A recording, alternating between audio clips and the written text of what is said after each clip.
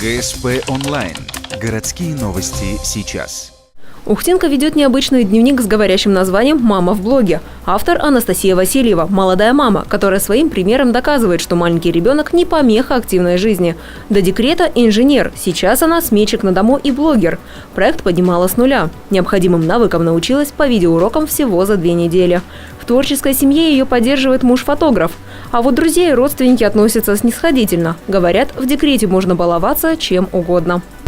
Когда рождается ребенок, да, мы постоянно находимся в семье и постоянно варимся в одной и той же каше. А хочется чего-то нового, и столько мыслей возникает. И поделиться-то, по большому счету, какими-то своими новыми мыслями не с кем. А особенно, если у тебя не особо много людей в окружении, которые тебя поддерживают. А то у меня вечно начинаются какие-то мысли, тот же сетевой маркетинг, никто меня не поддерживает, какие-то мои там фантазии. Вот.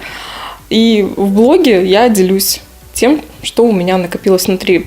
За 2,5 месяца 28 публикаций. Они не только о детях и их воспитании, но и многом другом. Кулинарные рецепты, секреты красоты, а также тайны семейного благополучия. Портативная энциклопедия женского счастья в электронном формате, да и только. В ближайших планах написание статей на финансовую тему. Точнее, расчет пособий по беременности и родам в помощь молодым мамам. У проекта уже появились единомышленники. Несколько человек готовы публиковать свои материалы на сайте Анастасии. На 2015 год девушка поставила перед собой непростую задачу. Она планирует сделать блог узнаваемым, как минимум, для 1000 молодых мам.